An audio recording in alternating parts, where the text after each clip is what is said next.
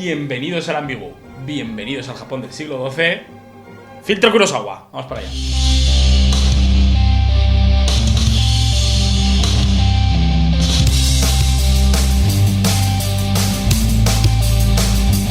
Miguel, ¿cómo estás? Bienvenido.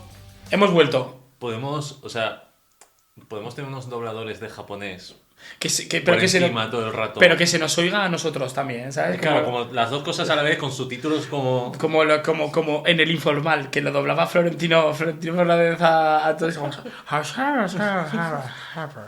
Pero es un japonés inventado, ¿sabes? O sea...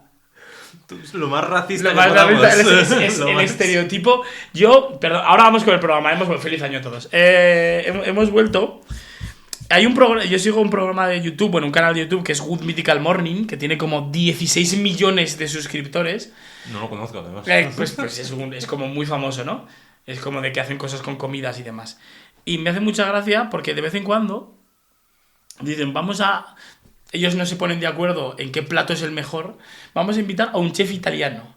Y es una mujer disfrazada de chef con un bigotazo y diciendo What happened? Y diciendo todo el rato cosas en italiano, estereotipos en italiano. Y me parece lo más racista de la historia de la humanidad. Y a todo el mundo le parece súper gracioso. Yo lo estoy viendo y diciendo, pero ¿en qué cabeza les cabe? Esto me recuerda... Nadie se queja. 16 millones de suscriptores, millones de estas cosas de padre de familia, de cuando se deja bigote y se cree que sabe hablar italiano y todo hace... ¿Qué esto tipetto? ¿Qué esto tipetto? De pasta costa. Entonces, claro, yo como europeo lo veo y digo... Pero esto se supone que lo ven los americanos y es graciosísimo. Ay. Es graciosísimo que salga esta mujer... Así les han quitado TikTok. Así les han quitado TikTok. Nosotros aún lo seguimos teniendo. ¿Qué tal, chicos? ¿Cómo estáis? Hemos vuelto. Nos ha costado un poco volver. En parte por las vacaciones de Navidad y en parte porque estuve 2 semanas con gripe. Malísimo. Pero como prácticamente el 95% de mis conocidos, también te lo digo, ¿eh? Yo no he conocido a nadie. Pues nosotros hemos estado... Pero ni en el trabajo ni nada, ¿eh? Claro, es verdad que en el trabajo los tres hemos estado los tres muy malos. Entonces, claro, yo creo que nos hemos retroalimentado. Claro. Y mi chica también ha estado muy mala, entonces hemos estado como todo el rato en un símbolo de enfermedad. Para traeros que ya ha pasado la Navidad, os traemos una película, os traemos las secciones habituales. Una película fresquita. Sencilla, fácil de ver, que todo el mundo ha visto. Y porque todo el mundo la ha visto. Porque se estrenó hace poco. Además, prácticamente nada. Y como todo el mundo la ha visto, hace 75 años de esta película este año. Sí, claro. Porque es de 1950. Vamos a hablar de Rashomon y os hemos preguntado una cosita en el Cineforum. Vamos para allá.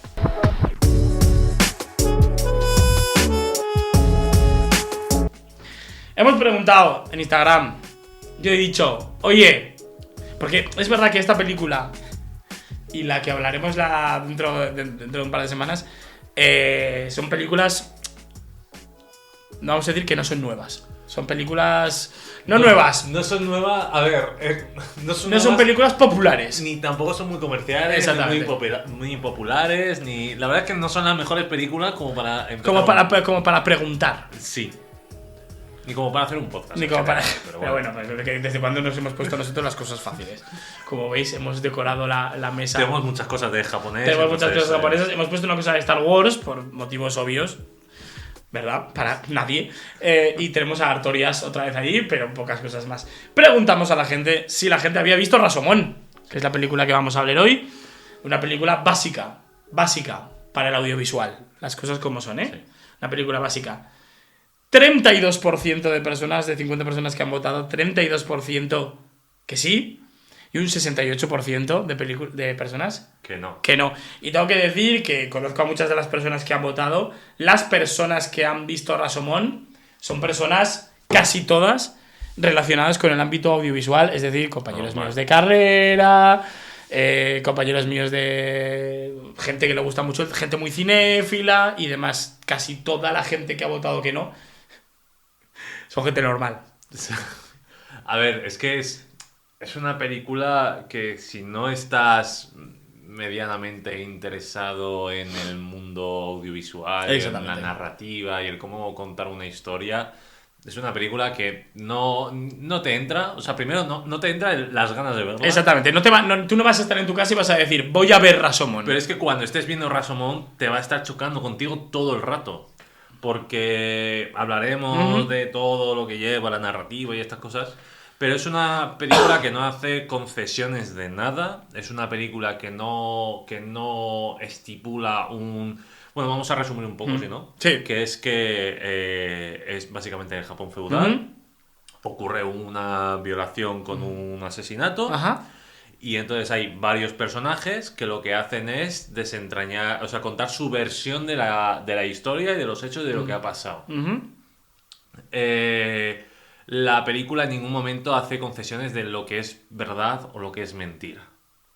Y esto es lo que es, primero, muy complicado de hacer. Creo que ninguna película en la historia del cine ha conseguido estar en ese equilibrio tan perfecto de nunca decir qué es verdad y qué es mentira. Y las que lo han intentado han sido películas imitando a Rashomon. Hay muchas películas que imitan a Rashomon, Muchísimas. pero ninguna lo hace de la forma que lo hace. Creo que se pierde mucho en la forma, en el contar la historia varias veces, porque estás viendo todo el rato. Y luego estamos hablando de que, primero, que es una película claramente extranjera. Es una película, Rashomon es una película japonesa, con todos y cada uno de los estilos que tiene de contar la historia, Sí. Kurosawa, que además no es un director que cuente las historias de forma tradicional, bastante muy adelantado a su tiempo, y encima en blanco y negro, que ya a mucha gente que no está acostumbrada a visionar Sí. películas, ya le cuesta una película en blanco y negro el centrarse y el traspasar esa barrera. Una cosa que nos hemos dado cuenta, bueno, que te has dado cuenta tú, porque yo la verdad es que no me había dado cuenta, es que no decimos si nos gustan las películas de las que hablamos. No hablamos de la peli. La peli nos da total y absolutamente igual.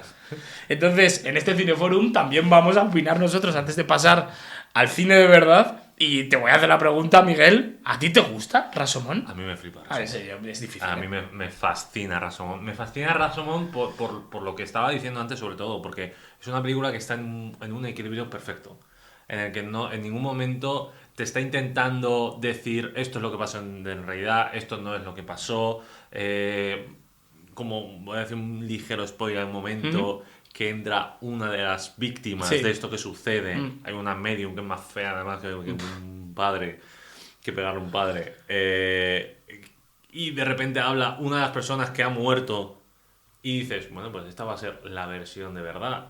Y en ningún momento es la versión de verdad. O sea, es esa forma de todo es tan subjetivo que al final no importa lo que sucede en la película, sino importa lo que la vida y las cosas que suceden en la vida son muy subjetivas. Entonces es una película que me fascina. Es una película tremendamente complicada de ver, pero que yo creo que si haces el esfuerzo de verla, a mí también me gusta mucho. Sí que es verdad que cuando la vi por primera vez hace muchos años me costó muchísimo entrar. Me acuerdo que empecé a entrar ya con la segunda versión, con la versión de ella. Y luego la versión de la Medium me sacó total y absolutamente de la película y luego pude volver a entrar en el final. Esta vez... Además, hay un detalle muy chulo en lo de la Medium.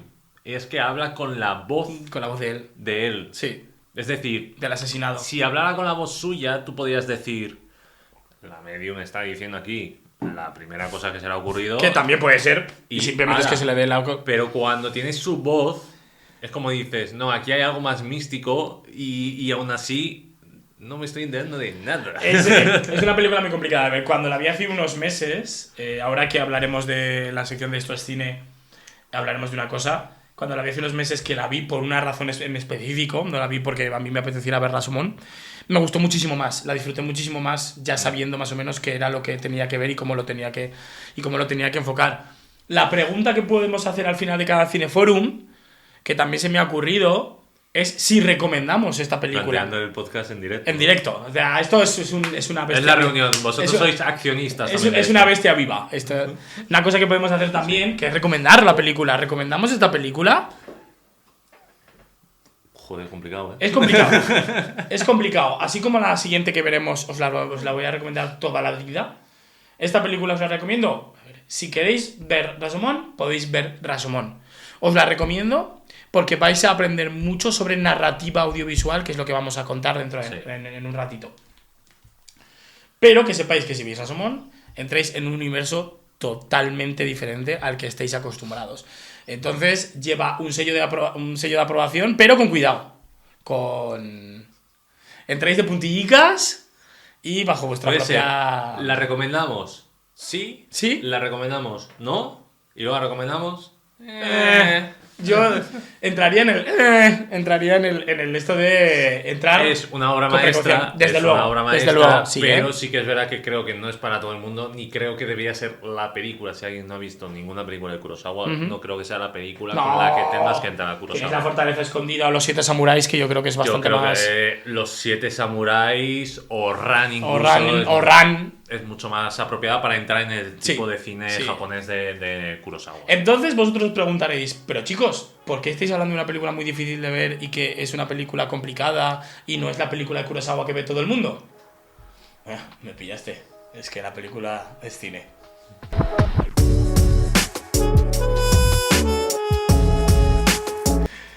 En Me pillaste es cine, vamos a empezar a hablar de por qué es importante. Aquí- ¿Por qué es importante Rashomon? Hay dos cosas Dos cosas. a la que voy a añadir una tercera. Venga.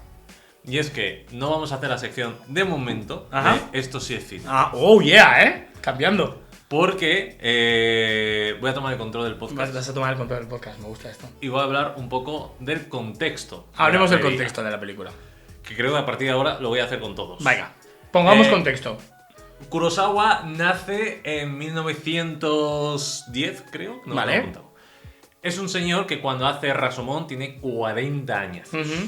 ¿Vale? Cuando él es joven, su hermano, que se llama Heigo, hacía películas mudas para el público japonés que se llamaba Benshi.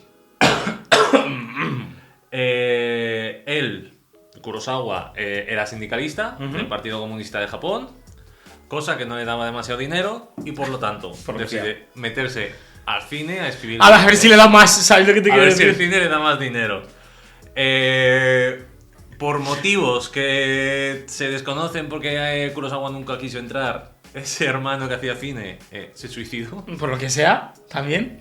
De momento, no sé, de momento a nosotros no nos está extrañando absolutamente nada. Otra hermana de Kurosawa también se murió. Ajá. Tuvo también otro hermano que se murió. No tuvo la mejor suerte. Así que dijo, voy a hacer cine. Así llega, con muchas películas que no tienen nada que ver con el Kurosawa que conocemos, hasta 1950. Ajá. En 1950 hace 3 películas. Cuidado con esto, Hace Nora Inu, que en español se llamó El perro rabioso, que es un thriller que narra la historia de un joven detective que al robar la pistola de un Tokio asolado por la pobreza, el crimen y el desempleo. Vale. No la he visto. Vale, actualmente. no sabemos. Hay otra que sí que he visto que es Shogun, que significa escándalo, que es un poco una crítica al sensacionalismo en la prensa. Vale. y es la historia de un pintor y una cantante que dicen que tienen una relación pero que no la tienen y etc, Lo que sea, etc. sí.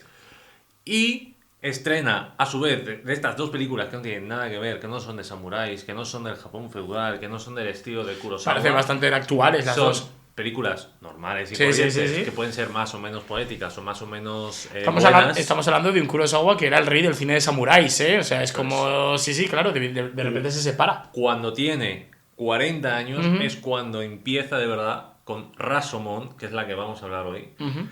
A la vez que Japón, en 1950, atravesaba un periodo de reconstrucción porque se habían metido en la Segunda Guerra Mundial. Y habían pasado cosas también. No habían salido muy bien, No. tuvieron problemas. No tuvieron el mejor final. Tuvieron discusiones con Estados Unidos. Es algo, vamos a dejarlo ahí.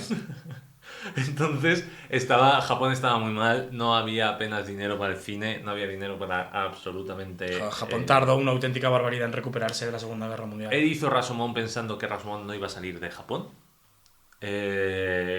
La propia productora puso Rashomon en los festivales internacionales y ganó el León de Oro en el Festival de Venecia del 51, que él no era para nada consciente de que esto estaba sucediendo y al final hizo que de repente todo... Y un Oscar, ¿verdad? Sí. Un Oscar honorífico en Ajá. el 52. Que lo que hizo fue que de repente el cine de Kurosawa y el cine japonés explotara. Estamos hablando de que Rashomon es la película que abre el cine japonés al resto del mundo. Así de es importante esta película. Y luego ya, para terminar, pues Kurosawa luego sí que cayó un poco más en desgracia, hizo muy buenas películas, que no sé si algún día hablaremos aquí en este podcast de esas películas. Luego Japón no le quiso dar ni un puñetero duro, tuvo problemas también con una película en Estados Unidos sobre Pearl Harbor. Entonces, donde también participan un poco los japoneses, pero no vamos a hablar de eso. Tampoco, no estamos calificados. Entonces, Cuando hagamos Pearl Harbor, cuando hagamos la película Pearl Harbor, ¿verdad? Me fliparía. Yo creo que me dejan. Sí. Que pues tuvo problemas, se enfadaba mucho, tuvo muchos problemas, Japón no le quería dar ni un duro y se estuvo a punto de suicidarse él también, hasta que luego hizo la que por favor hablaremos en algún momento de mi existencia, del Sudzala, que es la película maldita del podcast. Y aquí voy a terminar la vida de Esta es la no voy a hablar más para luego... Esta es la vida de Akira Kurosawa y que necesitábamos el contexto para poder hablar de por qué Rashomon es como es realmente. Dicho esto, tenemos dos cosas. Que muchas veces he visto que se confunden. Ajá. Que es el efecto Rashomon, que crea la película Rashomon, y el narrador no creíble. Vale. Para esto, si es cine, voy a hablar del efecto Rashomon, que es el que crea la película con el nombre de Rashomon, por lo que sea. Esto existe, ¿eh? De hecho, y esto es donde yo quería llegar, hace unos meses me veo Rashomon porque en la asignatura de narrativa audiovisual de la carrera que yo estoy estudiando, Rashomon es parte de uno de los trabajos más importantes de esa narrativa audiovisual. De hecho, tengo una pregunta de tipo test sobre el efecto Rashomon en el propio examen. Así de importante es esta película que literalmente se estudia 75 años después en las universidades de España. ¿Qué es el efecto Rashomon? Haz tú la sección. Voy a beber agua. Luego te hago yo el tipo test, ¿no? No querría yo quitarte la... La referencia de los Simpsons la digo yo, que no la sé. No querría quitarte yo la sección, Miguel. Yo estudio las cosas y se me olvidan. Yo solo estoy aquí para hablar. El efecto Rashomon básicamente es lo que he dicho antes un poco cuando he explicado la película, que es la subjetividad de los hechos. Exacto. Que el mismo hecho ocurre, hay un hecho objetivo que ocurre, pero la forma de contar los hechos, dependiendo de la persona, que entra dentro de la subjetividad de cada persona, hace que ese hecho nunca se sepa al 100% si sucede así o sucede de otra forma. No es que mientan. En la película, además, ningún personaje miente per se, simplemente cuenta su versión de las cosas, que le puede beneficiar más o menos, o puede ser porque él estaba escondido de determinada forma y un árbol le tapaba parte de la acción y entonces él cree que es de una forma que no es y viceversa. E incluso el propio, la propia persona que estaba dentro y sucede y encima es víctima de lo que sucede, no sabe muy bien qué sucede, porque no es consciente de todo lo que pasa. Aquí tenemos 3 versiones principales y 2 versiones secundarias, que luego una se termina convirtiendo en principal, que es la versión del leñador. Aún así, no, en ningún momento la película te dice, esta es la buena. No. Ya. De hecho, junto con su final, que si no ya lo hablaremos, te quedas pensando en que muy probablemente has escuchado 4 versiones y ninguna de las versiones y que no hemos escuchado la versión real. La versión real sea una amalgama de todo. Sí, sea una mezcla, exacto. Y sea una parte de uno y una parte de otro. Pues esto básicamente es el efecto Rashomon, que hace que se usa y que se estudia no solo en comunicación audiovisual o en periodismo, ni en cine ni narrativa, sino que el efecto Rashomon, inventado por Kurosawa, se hace en investigaciones científicas, porque un mismo hecho científico no es igual para cada uno, o incluso en juicios. ¿Cuál es tu versión? Hace poco, en el Cineforum que tengo yo aquí en Zaragoza, Fueron que dirijo yo, vimos 12 hombres sin piedad. Que es además de la época de Rashomon, creo que son los años 50 cuando se estrena. Ya estoy hablando de memoria total absolutamente. 12 hombres sin piedad, de Sidney Lumet. Y también se ve un poquito cuál es la versión, si nos acordamos de 12 hombres sin piedad, es un jurado popular que decide si un asesinato ha ocurrido o no ha ocurrido, si la persona que está es culpable o no lo es. También, esa sí que os la recomendamos al 100%.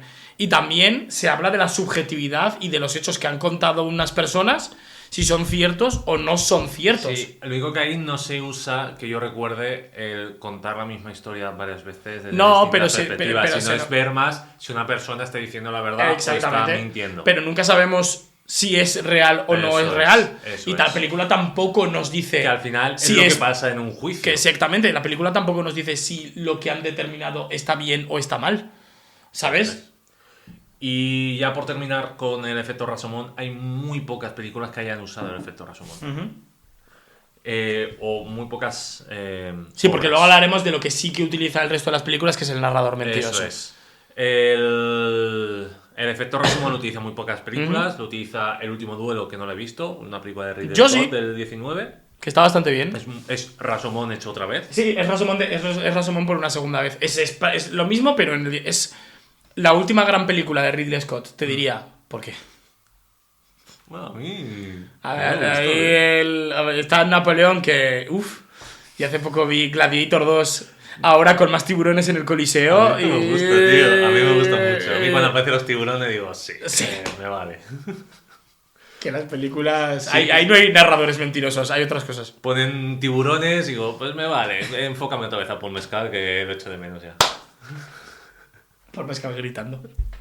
Que... Déjalo ahí haciendo ejercicio. Que sea 2 horas de haciendo ejercicio. 2 horas de Paul Mescal haciendo flexiones, hombre. Pues a mí yo también lo vería en la casa de su Pero bueno, me ha apuntado, por ejemplo, en la serie de Cómo conocía a vuestra madre. Ajá, sí, me lo hemos hablado. Y en Perdidos. ¡Oh, yeah! Porque los flashbacks de los dos surcoreanos narran las mismas cosas desde 2 puntos de vista distintos y son cosas... ¿Qué enfermedad tengo? Que cuando has dicho en Perdidos digo hablar de Sun y de Jin. Son las versiones de Sun y de Jin que van además en los mismos capítulos. Cuando ellos están juntos. Cuando ya se separan físicamente ya son diferentes. Sí, pero tú estás viendo lo mismo que sucede en su vida, porque estaban juntos, pero ellos lo ven desde 2. Claro, no es lo mismo lo que Jin piensa de su marido, porque no, o sea, lo que Sun piensa de su marido porque no conoce toda la verdad, que lo que Jin hace. También hablaremos de Perdidos en este podcast cuando estés preparado. Yo podía hablar ahora.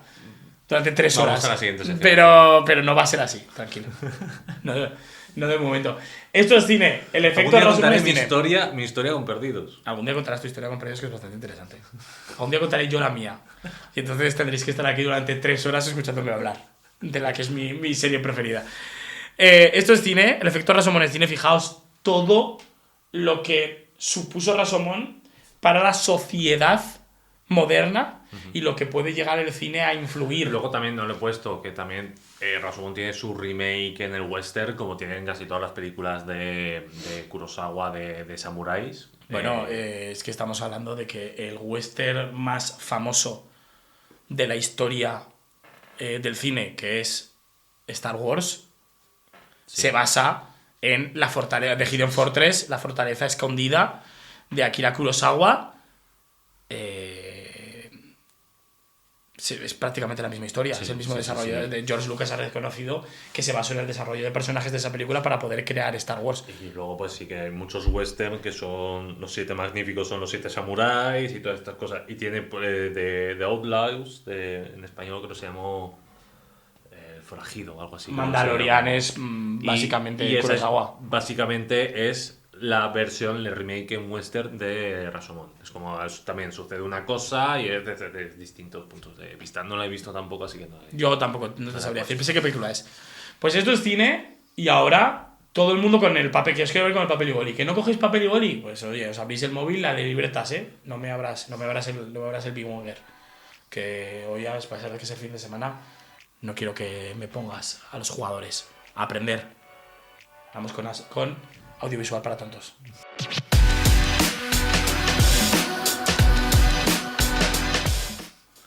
Pues... ¿Por qué somos tontos? Y en este caso no solo somos tontos... Muchas cosas, la verdad. Yo primero. A ver, no vamos a entrar en las razones porque estaríamos aquí todo el día. Pero ya hoy no solo somos tontos, sino que además somos mentirosos. Eso es. O más que mentirosos, no fiables. Lo que utiliza también, a la vez que el efecto Rashomon que crea Kurosawa, lo que utiliza es el narrador no fiable, el narrador mentiroso o unreliable, que se diría en... Unreliable.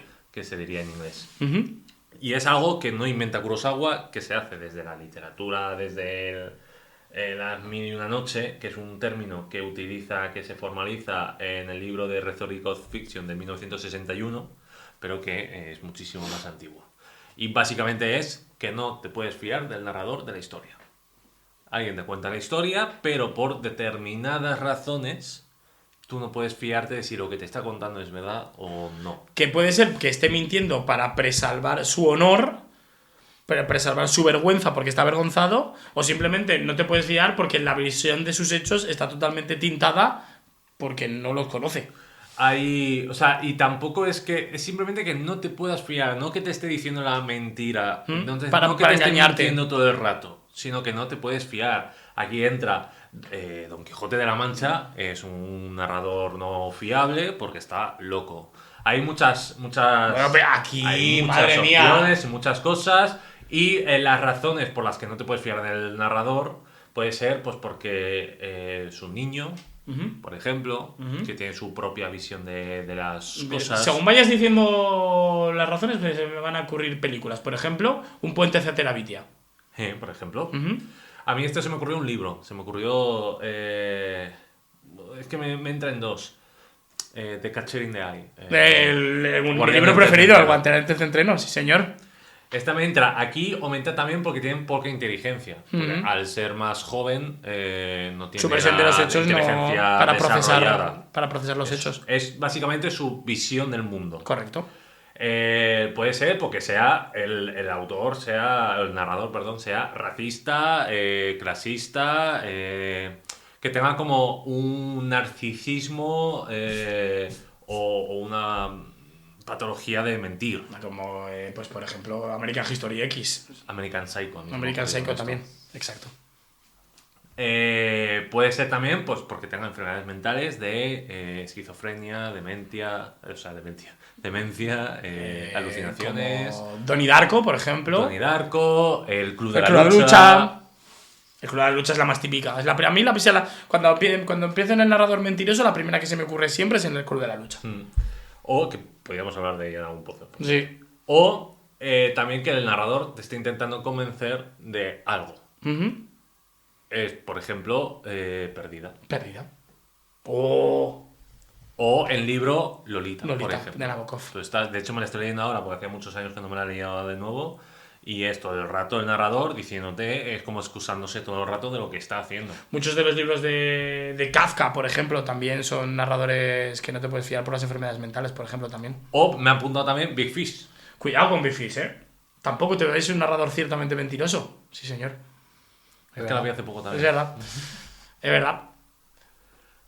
Hasta aquí. Este es el narrador mentiroso. Claro, la gran pregunta de Rashomon, que no podemos tampoco entrar muy en spoilers por si la gente no la ha visto, y es la pregunta que estamos hablando de que ha ocurrido un asesinato con una violación, en la cual es el violador, que es un ladrón, un samurái ladrón, que está Homaru, el bandido, la mujer a la que violan y el marido de la mujer al que matan. Los tres cuentan su versión porque el marido la cuenta a través de una medium. Están los dos que han presenciado los hechos, que es un leñador y un monje, y luego el hombre, el peregrino, por decirlo de alguna manera, que llega, es al que le cuentan la historia. Y la gran pregunta al final es ¿a quién nos creemos? ¿Quién nos ha contado la verdad? Todas las respuestas que podamos decir ahora y que vosotros al ver la película nos las deis son verdad y todas son mentira al mismo tiempo, porque nadie lo sabe. O sea, no hay una respuesta, o sea, no vas a encontrar una respuesta. No, la versión es del bandido. ¿Por qué? Sí, y seguramente por ejemplo, toma también, porque toma parte del espectador, y el espectador a lo mejor por determinadas preferencias mentales que tenga, subjetivas, pues porque ha conocido un leñador y el leñador le cae muy bien, pues va a ver la versión del leñador y va a decir, pues era algo así. O simplemente porque le parece más atractivo el personaje por X motivo, o se va a poner del lado de la víctima a la que violan, o se va a poner del lado de la persona a la que matan. Y simplemente tú te vas a poner del lado de una persona simplemente por determinadas preferencias que tú tengas a la hora de ver la peli. Aquí Kurosawa lo que hace es que te lanza 3-4 versiones y te dice, bueno... Y pocas... Tú verás. En el fondo, pocas películas y pocas obras de literatura. Hemos hablado de muchas referencias, pero es que pocas llegan a ese nivel. Por no decir ninguna. No he visto El último duelo, no puedo hablar de todo lo que hay. El último duelo no es tan... Es más... Estamos hablando también, es en la Edad Media. Sí. Habla literalmente del último duelo. Del último duelo que se hizo en la historia de la historia. ¿Vale? Del último duelo que se hizo al final de la Edad Media. Es una película que es muy interesante, que está muy bien. Son 3 versiones: la del marido, la del violador y la de la mujer violada, porque también es por una violación, ¿vale? Y el marido y el violador son los que se enfrentan en el duelo finalmente. Esto os estoy diciendo las bases de la película, no es spoiler, ¿vale? Aquí te enseñan también las distintas versiones, pero... Se pone de lado de... Sí. Ridley Scott no es tan neutral como Akira Kurosawa. Es que es muy difícil mantenerte en ese equilibrio porque tú a la hora de escribirlo... También es la época en la que se escribe, quiero decir. No es lo mismo escribir una película sobre una relación en 2019 que escribirla en 1950 en Japón. Yo creo que también es por la época, pero por lo que habla. Claro. Como he dicho antes en el contexto que estaban estaban en reconstrucción. También yo creo que habla un poco de la guerra. Yo creo que habla también un poco del fallo que tuvo Japón, a lo mejor, a unirse a los nazis. Yo creo que habla también un poco de ese proteccionismo que ha tenido siempre Japón, de lo nuestro es nuestro y lo del resto es el resto. Yo creo que habla también un poco de eso, de un poco del ser humano. Y que luego también, dependiendo de las expectativas que tú tengas para tu propia película, quiero decir, Ridley Scott sabe que va a hacer una película y que se va a ver alrededor del mundo. Eso es. Akira Kurosawa hizo esta película pensando que la iba a ver su madre, su padre, claro. su prima la del pueblo y 3 personas más. Akira Kurosawa le dan un Oscar y un León de Oro y no se entera de que se lo están dando. Se lo tienen que decir después. Y a la hora de hacer la película yo creo que eso también se ve, en el sentido de que yo creo que está hablando de Japón. Yo creo que está hablando de la sociedad japonesa como tal y de cómo es. Es una crítica de un japonés para el resto de los japoneses. No es una crítica de un japonés para el resto de la sociedad. Eso es. Súper interesante, Rasumón. De verdad, la cogimos no por su atractivo para el mundo, sino porque habla de muchas cosas básicas para el audiovisual. Habrá otros podcasts más entretenidos como los que hemos hecho anteriormente, pero este era muy guay para poder tirarnos un poco también el moco. También puede decir, oye, mira, esto así aprendéis, así pues dejamos... Porque Miguel y Raúl entretienen a la vez que enseñan. Absolutamente nada. Nadie, por favor, no aprendáis nada de nosotros. Si tenéis que no aprender, que sea de nosotros mejor que aprender. Está difícil de aprender. Aprender de nosotros, en ningún caso aprendéis de un librero y un carretillero. O sea, quiero deciros... o sea, que no sea esto. Si tenéis que aprender a diferenciar entre lo que es verdadero y lo que es falso, ¿vale? Así que vamos por ahí, verdadero o falso.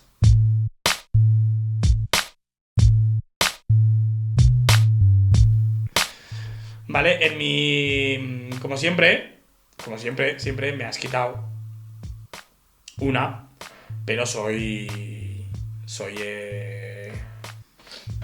magnánimo y me he hecho otra. Así que está muy bien. ¿Vale? ¿Cuáles me ha quitado? Que yo te iba a decir te iba a decir que Rasomón tenía un Oscar a la mejor película de habla extranjera. En realidad no es una película de habla no extranjera, es un Oscar honorífico. Pero es este Oscar honorífico que se daba a las películas de habla no extranjera el que terminó convirtiéndose en el Oscar, como curiosidad lo digo, ¿vale? Es el que terminó convirtiéndose en el Oscar a la mejor película de habla no inglesa o mejor película internacional, creo que se llama ahora, ¿vale? Entonces, este Oscar está contado como Oscar a la mejor película de habla no inglesa. Porque es el que se terminó convirtiendo en ello. Al final es todo. Que al final es eso. Todo y nada al mismo tiempo. Exactamente. Es Poético. la quinta película en obtener un Oscar honorífico a la mejor película extranjera estrenada en Estados Unidos. Se llamaba así el premio, Oscar honorífico a la mejor película extranjera estrenada en Estados Unidos. Con lo cual, por lo que veis, es lo mismo. ¿Vale? Vittorio De Sica se llevó 2. No he visto ninguna de estas películas. Ninguna. Sciuscia, perdón. Ah, bueno, sí. Y El ladrón de bicicletas. Sí que la he visto. Sí, que además es una película muy chula. Sí. ¿Vale? Luego está Monsieur Vincent, de Maurice Cloche, en el 48. Y Le Murat du Malapaga, de René Clement, en el 50. Y en el 51 es cuando se la lleva Rashomon, que os parece mi francés. Es horrible. Se ha muerto un francés. Tu francés y mi japonés exactamente luchando a muerte. Y lo más gracioso de todo es que yo di 6 años de francés.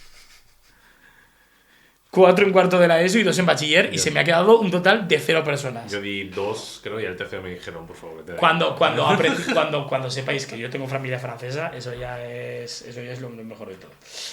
¿Vale? Vamos allá. A ver, esta voy a fallar todas. Nada, es muy fácil. Las películas tan antiguas es muy difícil buscar factos, porque no hay tanto donde coger, ¿vale? Pero bueno. Kurosawa estaba tan adelantado a su tiempo que tuvo que tener una reunión con el equipo con el que grababa porque el equipo no tenía ni puta idea de lo que estaba haciendo. ¿Verdadero o falso? ¿Pero lo estaba haciendo en qué sentido? El equipo no tenía ni idea de qué quería decir el director con la película. Entonces tuvo que reunirse con el equipo porque el equipo le decía constantemente, pero es que no entendemos por qué estamos haciendo esto. Sí, es posible. Eso es total y absolutamente verdadero. O sea, es totalmente verdadero. El equipo solicitó una reunión con Akira Kurosawa porque estaban grabando y decían, vamos a ver, pero una medium, ¿por qué? Y Kurosawa les tuvo que decir, no, es por esto. Dice, vale, pero ahora, los actores, ahora ¿por qué digo? Es que no lo entiendo, ¿sabes? O sea, Kurosawa era el único que entendía su propia película.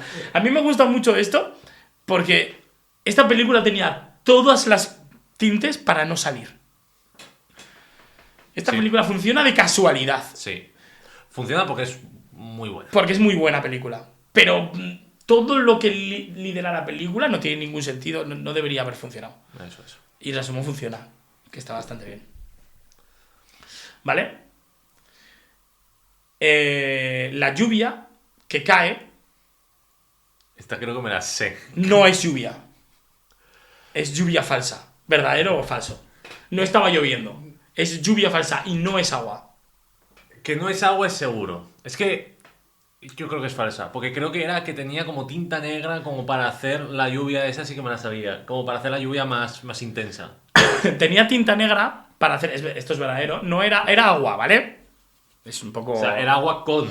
Era agua con tinte negro para hacerla más intensa y para potenciar la escala de grises que había en la película, porque lo que quería Kurosawa era que los momentos de mayor drama se produjeran cuando se estaba contando la historia en el templo de ruido, ¿vale? Que es el eje de la película, es la historia cuando se cuenta en el templo, templo de ruido. No, la puerta de Rashomon es la puerta de Rasho. Es donde cuentan la historia. De hecho, se llama Rashomon porque la historia se cuenta en la puerta del templo de Rasho. De ahí el título de Rashomon. Un Digimon, Rashomon. Un Rashomon, que es un Digimon. Es primo de Agumon, ¿no? De Pinochomon. De hecho, había un Digimon que se llama Pinochomon. Era como Pinocho, era como un calco de Pinocho y era Pinochomon. Pinochomon. No había ningún tipo de fantasía de nada. Yo estoy deseando de que Digimon esté en una plataforma para poder hacer Digimon en este puto podcast de una puta vez. Y segundo, espero que no sea cuando estoy de exámenes, porque si no le van a dar por culo a los exámenes y me pongo a ver Digimon. O sea, igual no voy ni a trabajar. ¿Con quién hay que hablar? ¿Con quién hay que hablar para que pongan Digimon en cualquier lado? Toei. Ponme Digimon. Ponme Digimon ya. Akira Kurosawa se inspiró en Ciudadano Kane para los flashbacks y las diferencias de interpretación de los mismos. ¿Verdadero o falso? Wow. Hostia. Ciudadano. No, pero Ciudadano. ¿De qué año Ciudadano Kane? Ciudadano Kane es anterior. Vale. Ciudadano Kane es anterior. Hostias. Voy a decir, yo qué sé, falso, por decir algo. Es falso. Porque siempre acierto de chiripa. Porque siempre aciertas de chiripa. Es falso. Esto es un facto, como dicen los chavales, ¿no? Un facto, Esto es un facto falso. Esto es una cosa que yo he leído varias veces y que es mentira. De hecho, Akira Kurosawa nunca vio Ciudadano Kane. No. Jamás la llegó a ver. La gente dijo que se inspiró en siquiera Ciudadano de Kane mayor, porque o sea, sí que es verdad Ni siquiera antes de morirse. que la manera... Eso ya no lo sé. su No sé, casa si, diciendo- no sé si llegó a ver Voy a Ciudadano Kane. poner ya que ya es hora. Que ya es hora Ciudadano. Se puso filming Kurosawa. Tenía cuenta de filming Kurosawa. Y se puso Ciudadano Kane y luego se puso Torrente, ¿no? Y después de verse Torrente, se vio Ciudadano Kane, pero no antes de hacer Rashomon. Se dice que como los flashbacks y el estilo se parece, estaban inspiradas, es mentira, ¿vale? De hecho, para los flashbacks, la inspiración de Kurosawa es reconocido en las películas de la vanguard de la francesa de los años 20. ¿Vale? Quería recuperar un poco de magia del cine mudo, trasladarlo al cine normal, que también era una manera, también he leído, de homenajear a su hermano que suicidó, que era la persona que hacía películas de cine mudo previamente. Que ¿vale? lo he contado yo al principio del programa. Si Exacto. han estado atentos. Exactamente, y si no han estado atentos, pues ya... Pues también lo he contado, pero no lo han escuchado. Pues no se ha escuchado. Pero... Y por último, y esta te va a hacer simplemente gracia, es por reírnos un rato, el director de Ghost of Tsushima se inspiró fundamentalmente en esta película para desarrollar su juego. Aquí esto lo puedes poner en blanco y negro. Ay, Ghost of Tsushima. Esta te me da igual, o sea, esta me la he inventado totalmente. No Pero creo que si hablamos de una película no creo de- que en la haya que la- sido Rashomon, imagino que sería más Los Siete Samuráis, pero que también es en blanco y negro, pero sí. Dijo el filtro Kurosawa y era blanco A y mí negro. esto tenéis que perdonarnos, es una broma interna Esto- que tenemos Miguel y yo. Estoy muy en contra del filtro Kurosawa, o sea, en blanco y negro. Como si Kurosawa no hizo películas a color en su vida. Primero, tú piensas en un director en blanco y negro y no piensas en Kurosawa. No.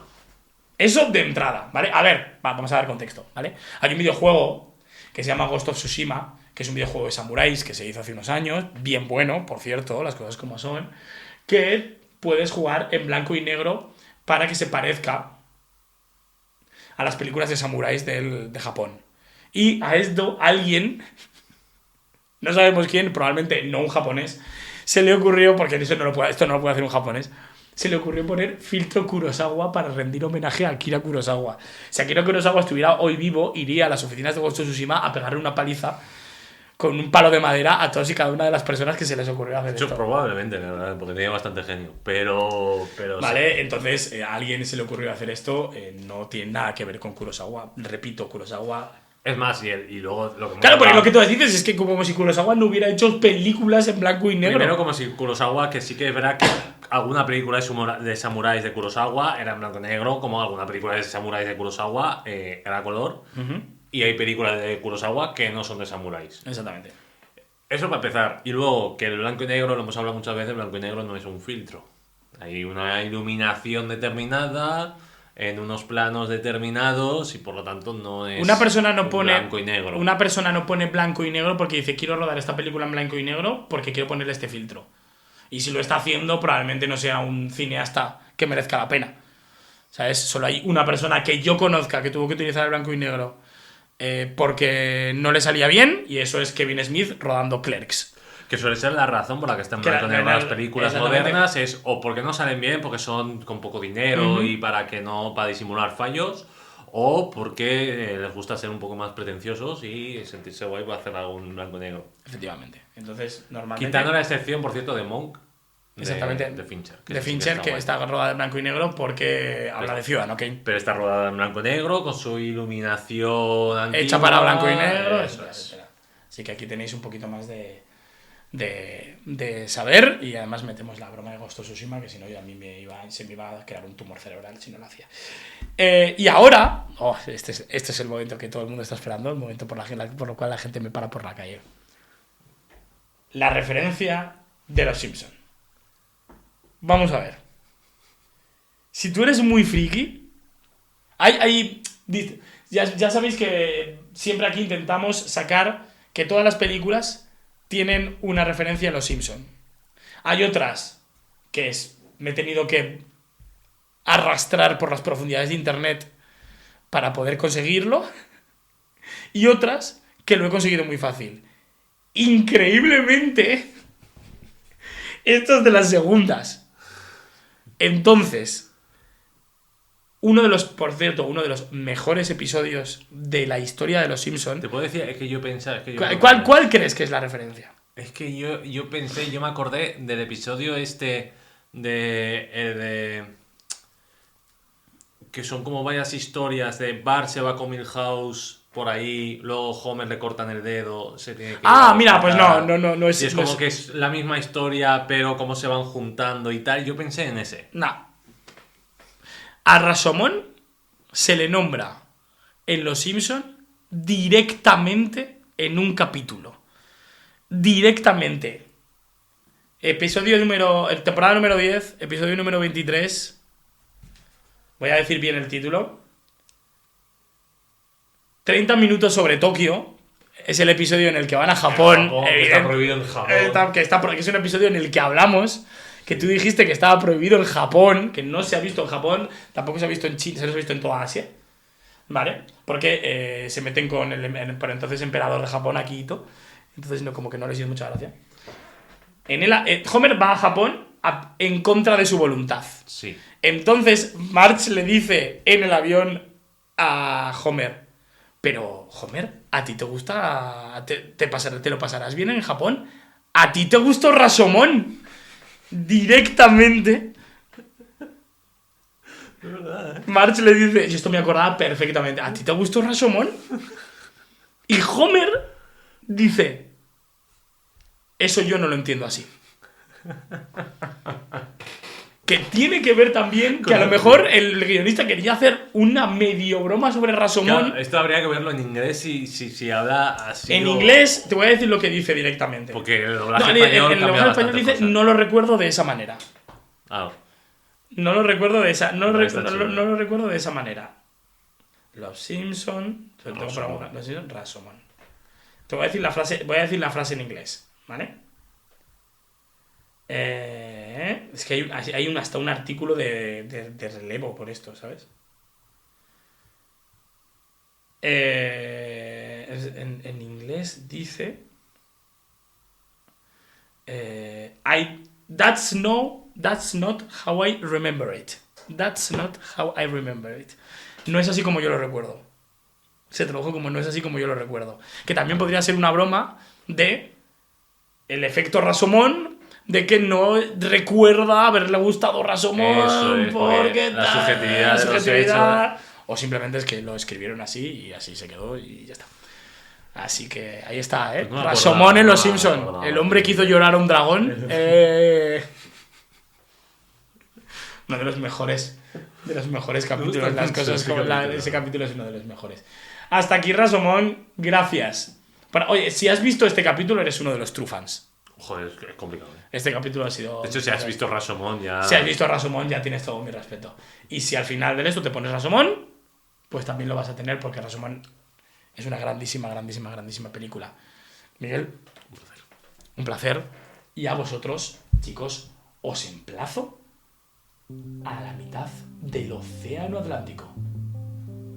Traed vuestra biodramina.